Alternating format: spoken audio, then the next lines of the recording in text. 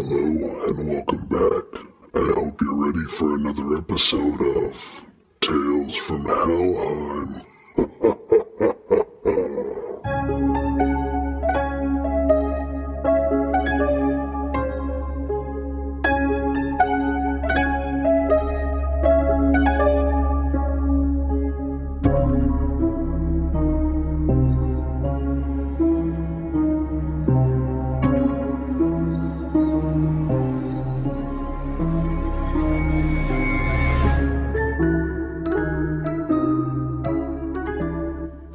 Hello, and welcome back to another episode of,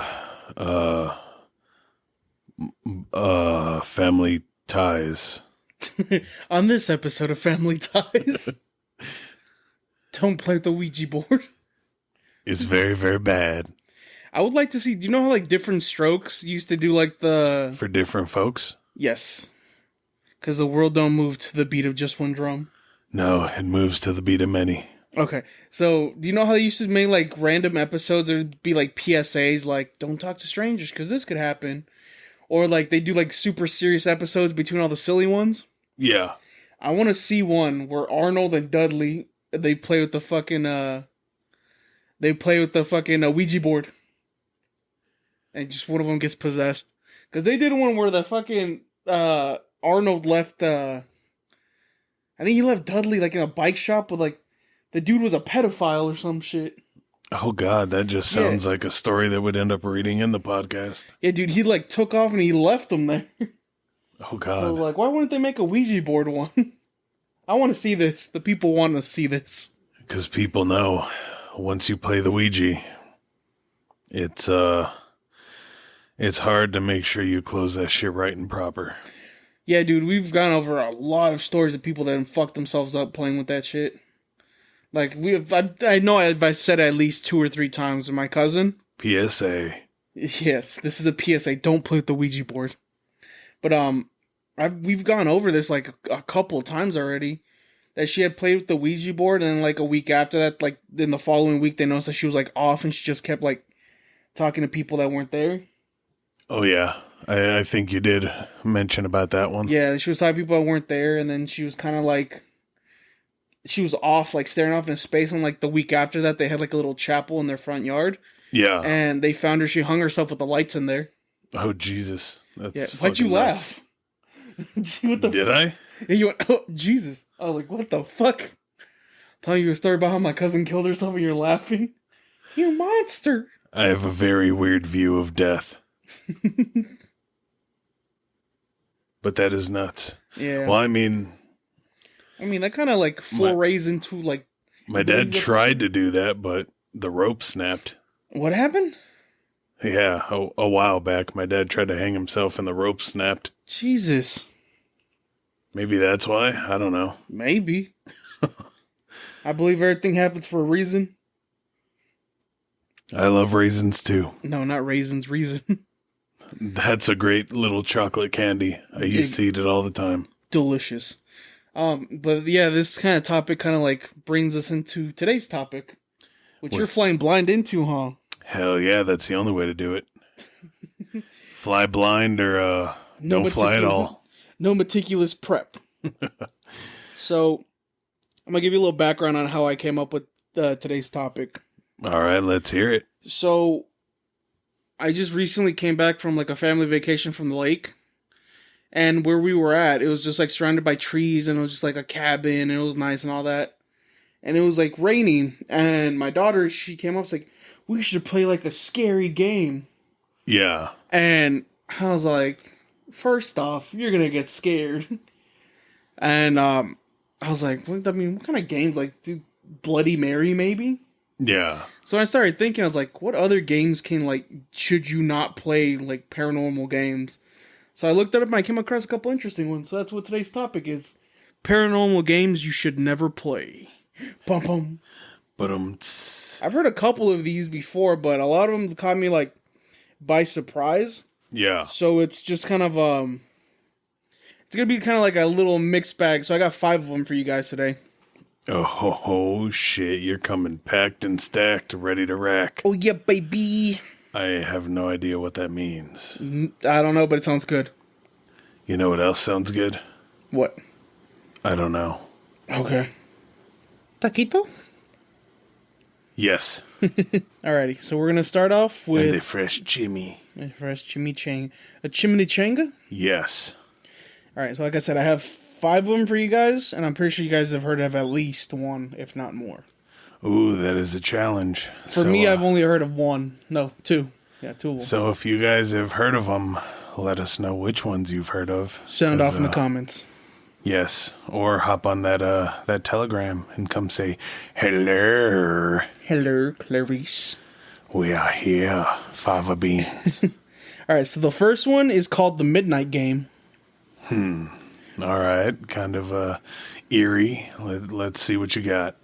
Supposedly, the Midnight Game originated as an ancient pagan ritual designed to punish those who disobey the old gods. The gist of the game involves summoning a Midnight Man. That was my nickname back in high school. The Midnight Man? Yep. Into one's home and then trying to avoid him between midnight and 3:33 a.m. Such is achieved by staying on the move and looking out for the signs he's near. These signs are said to include a sudden fall in temperature, a strange whispers. So what happens if he catches you? Well, nothing pleasant, that's for sure. Well, I mean, yeah, that's obvious, but I assume there's been no one that has seen him that hasn't been caught. Yeah, because I'm pretty sure if you see him, you're not coming back from that. Although now I kind of want to play. I've heard one that's similar to that, but I don't remember what the name of the other one was called. So basically what you do is at midnight, you go outside to your backyard. Yeah. And you have to repeat like a chant, like, come here, like, who shall follow, who shall follow. And you're supposed to repeat like 7 times in your backyard. Huh. And then you'll hear like whispers, and that's how the game starts. So Are you go they back careless whispers? Yes. So you come back inside, and supposedly every drawer and every cabinet in your house is open. And you have until, I believe it's like 4 in the morning. No, it's until 3 in the morning to close all the cabinets, and you win. If you're able to complete the game, then you're supposedly you get like untold riches or whatever, and like you get prosperity in your life. Well, then I say we get an Airbnb and do it there. Hear me out, though. That way it's not our house. So you're going to see a shadow guy inside your house, but that's not the guy you're running from. That's not the guy you're supposed to be hiding from. That's more of kind of like a spectral kind of referee, make sure nobody's cheating. So if you go into your backyard and you look outside, you're going to see a scarecrow kind of like chilling there that wasn't there before. So you have to start like closing doors, and if he, like, you'll know that he's there because you'll hear like the whispering and the like temperature drops. Yeah. You're going to have one safe room in your house where the doors aren't open. So you're going to know that that's your safe room. You go in there, you can hide in there until he passes, and then you go back to closing doors. So if you're able to complete the whole thing before 3, you just go to bed and you wake up like at 6 in the morning, and then that means you won the game. But if he catches you, people said like they disappeared and nobody's found them, like ever seen them again. Huh. Yeah. Well, I say we got this. Just Airbnb. Just like somewhere in the forest, so it's like an acre of just forest. I mean, if you want to up the stakes, we can definitely find that. Oh, yeah. I was thinking more just an anywhere Airbnb, but fuck it. We can up the stakes. Just up in the forest. It's like an acre of forest and trees, and then that's the only thing about doing an Airbnb. You don't know all your doors. Like, what if there's like one secretly open that you don't know where it's at? Well, that's where you do a pre-midnight door inspection. But I'm saying, like, what if there's like one in the attic, and it's like, because it's every door. So if you have like a little dollhouse, those doors are going to be open as well. And you got to close them all. So just anything like that's door-like or cabinet-like that can be open is going to end up open. That's fine. I think we'd be able to find everything in a basic air. I mean, you find a smaller Airbnb, we'd only need like a 1 or 2 bedroom. You don't need to find like a mansion and go fuck it. We're doing a tent. I won. We're doing a 30-bedroom Airbnb mini mansion. Oh God. Yeah. No. Sounds like I don't know. I'd definitely be intrigued to try that one. Yeah. So remember how I said that I've heard of 2 of these? Yes. The second one is one of the ones I knew about. All right, let's hear it. So this one's called Three Kings. Bum bum. Not sure if I've heard of it by the name, but we'll see. So Three Kings is a game, but can also be considered a form of shadow work. Not unlike tarot, deep meditation, or lucid dreaming. It requires a dark room with no lights and setting up two mirrors facing each other with a chair placed in the middle. Then at 3:30 a.m., the player is to sit on this chair with the lit candle and look straight into the darkness and not into the two mirrors. The trick is to enter a meditative state and see what happens. People who have played this game have spoken of feeling of talking to an unknown presence or even entering an alternate dimension. Of course, these players are experiencing a psychological effect in all likelihood. But in either case, be aware that whatever you hear or see may stick with you long after the game. So with that one, the way I heard it is you're supposed to set up 3 chairs in a triangle. Set up 2 mirrors. Right. So they're facing each other, but when you look into the reflection, you can only partially, if you look past them and they're one to your left, one to your right, you can only see your reflection, but from the peripheral of your eyes. You're not supposed to directly stare into the mirrors or the candle.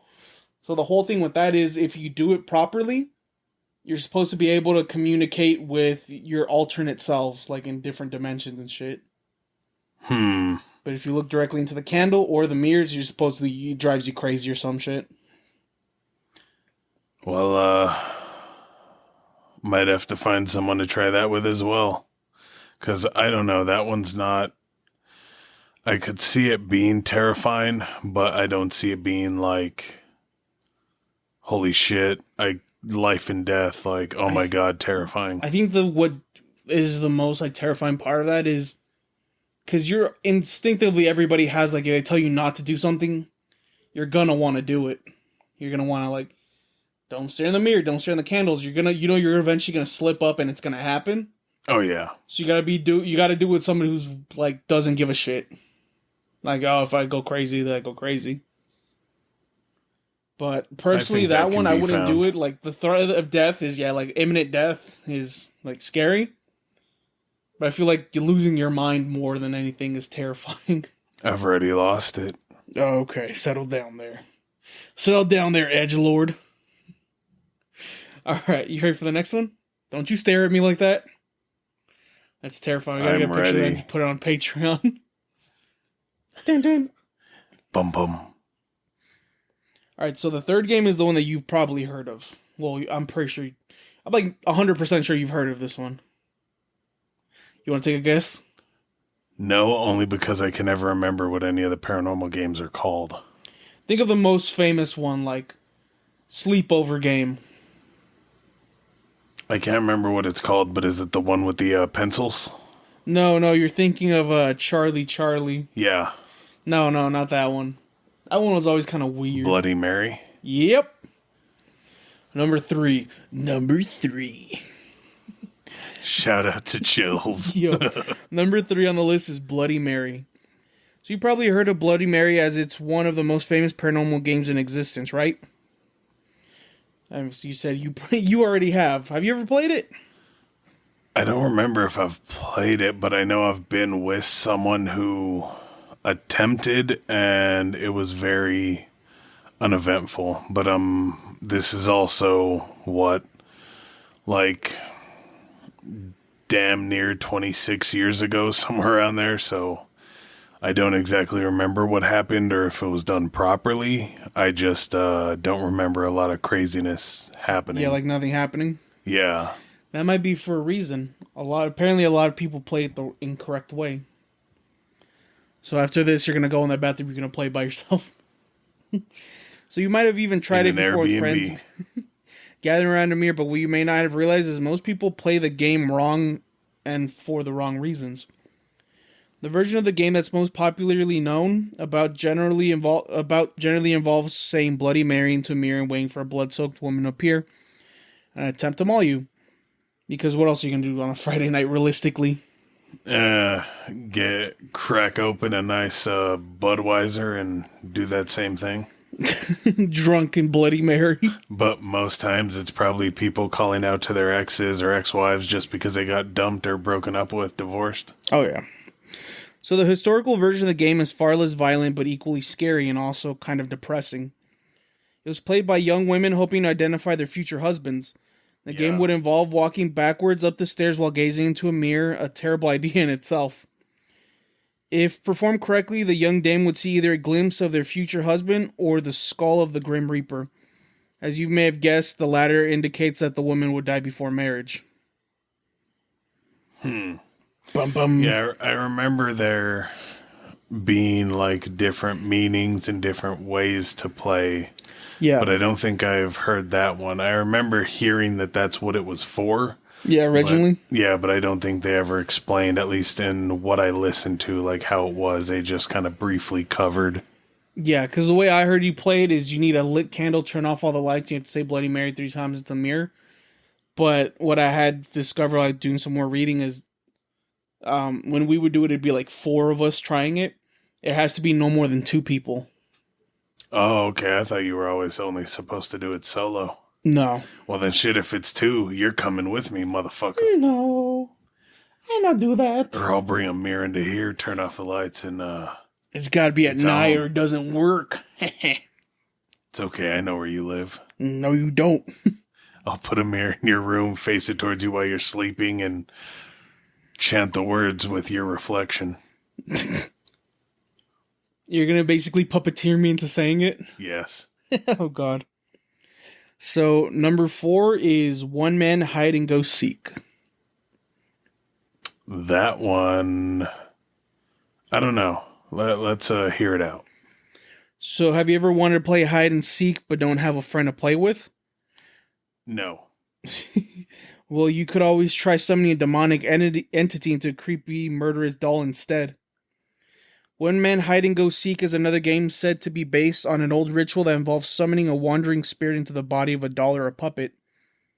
And just basically playing hide and seek with the now animate object. As if bumbling through your house in the dark looking for or hiding from a potential killer doll isn't bad enough, the game requires you to hold the salt water in your mouth that you must then spit on the doll in order to win. What happens if you don't? I'm assuming it's gonna fucking kill you. Huh. So, I've heard of that up until the salt water. Oh, so you've actually heard about, like, the game? Like the one? Yeah, it didn't have, like, a name, but, I mean, they didn't call it, like, one person hide and seek. I think they had some other name for it, but, yeah, where you basically would, try and get... I don't think you called into a possessed... or a demon to possess. Yeah. I believe you just got like a doll that you believe could be, and you just kind of left it and then started the game, and if it moved, then obviously it got possessed. Imagine playing those with the what is it, your mom's pouty baby? Oh yeah, the corner dolls. Yeah. So a lot of people, I'm pretty sure we've mentioned it as well on here. Narrator's kids are terrified of this doll that his mom has. She has 2 of them. A boy Oh my and a God, girl. there's 2 of them? Yeah, I believe so. That's terrifying. But they're basically those little tiny porcelain doll ones. They're not tiny. These are they're like 2 feet, huh? They're stiff, but they're soft faced. Oh, okay. And they go in the corner, and it looks like an actual kid's in the corner. People use them. Yeah, as they look like they're decorations. crying. Yeah, that's terrifying. Why would your mom want those? I mean, her house is already haunted as is. Yeah, so but don't bring a creepy pouty baby doll. Yeah, and every time I come over, the kids tell me, he's like, pouty baby did this. I was like, dude, that's terrifying. I don't ever want to go to your mom's house. Well, if I'm being honest, I believe that is just her moving them to get them thinking. If your mom had a sense of humor, she would set them up on RC cars. I don't think she has any that would support those things or be able to keep them up. The heavy duty ones, I need gasoline in. Dude, we used to have one of those. They were fun as shit, but they're really expensive. Oh, yeah. Just sends you a video, because your mom's got like an acre, 2 acres of land. Yeah, it's an acre. Just watching a video of your kids running while a pouty baby on an RC car is chasing them. Yeah, pouty baby! Like I said, they don't even need that. I mean, luckily enough, I don't think the spirits that are there are malevolent spirits, but they're definitely there. Oh, yeah. My mom's seen and chased one around thinking it was my dad until he walked inside from outside. And then I've heard voices whispered in my ear. I've heard my name whispered in my ear. I've heard fucking cats before my parents had cats. I mean, even being there these days, every now and again, I still get that real uncomfortable feeling coming from their antique room, which is where a lot of the activity would stem from. Yeah, I was about to say, because your parents have an antique room with like World War II memorabilia? I have there's a bunch of different things, but I have a cutlass that belongs to me from the war and a rifle that were actually used in the war that belonged would probably to explain relatives. it. Imagine if somebody died holding that shit. Well, I know my cousin, Mr. We'll just call him Jeeves. We had our session with him earlier. Oh, yeah. He, so I don't know if you remember, there used to be a show on MTV called like Fear. The one with the guy from Papa Roach? No, that's Scars. They would Sorry, my bad. They would put cameras on a person and put them in like a haunted place, and they would just walk around with a camera going to the different places trying to find, I think they had to like find the key that was hidden, and then they could like leave, but until then it was just them in a haunted place with a camera. Kind of like a fucked up Fear Factor? Yeah, something like that. Yeah. So when my dad was in the hospital, when he had first gotten his cancer, we were like, oh, let's play it. And I guess he was in the bathroom by my old room, where if you stare straight down, it's through the kitchen into the antique room. Yeah. And he saw, I think he said it was like in, I can't remember, because if his was the cowboy looking dude or the Indian. But I know I've heard of both type of figures being seen in that antique room. Yeah. We should get him on. We should see if we can get him on an episode. Just like before, because I know he's leaving pretty soon. Yeah. I'll see if he'd be willing. Yeah, because I think it'd be pretty cool. Because even like your mom has like a lot of crazy stories that she's told me about. I was like, it'd be pretty cool to have her on the podcast too. Oh yeah, no, I'd be like, throw my mom on here too. But my mom only speaks Spanish. I don't feel like translating. So I think like the first stories I ever did, like the first episode I ever joined, were just like her horror stories, and they were kind of fucking creepy. Oh yeah, I believe so. Yeah, I do believe so. And then we went on to ones of year past. Oh yeah, dude, we covered mine extensively. And then some of the ones from like back in Mexico. Yes. Yeah, there's a lot of creepy shit, but yeah, I'd see if he'd come on down and hop on an episode. Worst case, we attach whatever fucking entity stuck to either me or your wife to him. There you go, bud. Here's a moving present. With love from Duffy, narrator and wife. The tall one that drinks fucking juice at like 3 a.m. That's like 8 feet tall. The Like motherfucker was drinking my agua fresca. Yeah, you can have that one. I almost still like by far that's probably still the scariest one I think I've ever. Cause all the other ones I'm just like, oh okay, well there's something there. It's like I saw something, but that was the first one that I was like actually fucking like terrified of. Like I felt like sick. I was like, I gotta. Yeah, no, mine was still Hildreth, which I've mentioned countless times on here. So if you go back in the episodes, I think it's like my personal ghost stories or something like that. Yeah, you'll hear it. And then the first big paranormal investigation that Jeeves and I did over at that $1.5 million home in the foothills where he got scratched. Yeah. And it wasn't just, oh no, it was like a scratch or two. It was a 3 diagonally all the way across his back. Yeah, man. I think that'd be pretty cool just to have them. We'll have him come on. Say some of his personal ones and we can just kind of like recap some of our own. Yeah, I mean, I'd try and get my mom on, but trying to have her sit down and just not be around her phone or yelling at someone. Yeah. And I guarantee you, she would be yelling into these fucking mics. Mom, I love you, but goddamn, you need to stop yelling at everything. They're very sensitive mics. Yeah, and I mean, if she is just talking to me, I can hear her from here in the living room with the door closed. I love that woman, but Jesus. Yeah. So is that the last one? We got one more. Ooh, let's see what you got. So this one's called Daruma-san.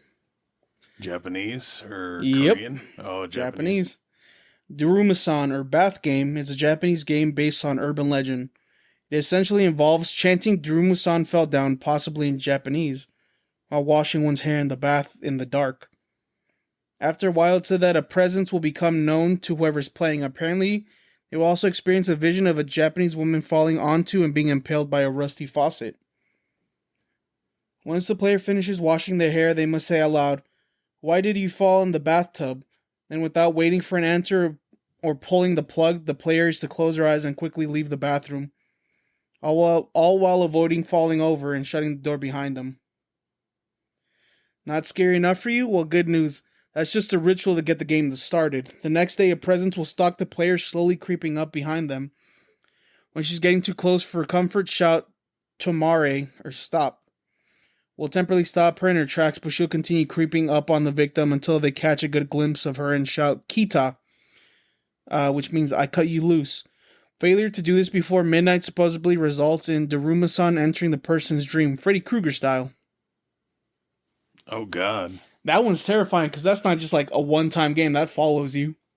Yeah, and you just gotta wait until you can get to that point and be like, hey, now my question is, what if you play it, but you're never alone? Like, after you play it and initiate the ritual, like, you're never alone after that, what would happen? Would the other person be involved? Or would they just see you seeing shit? I would assume it would just be you seeing shit. My thing is, what if you play the game, but you're not Japanese and you fucking forget the words? You're fucked. Oh yeah, that's terrifying. I don't think there's any other way around it. Fuck out of here, you spooky cunt. Yeah, no, it's, like I said, there's a couple of those I'd be down to play for sure.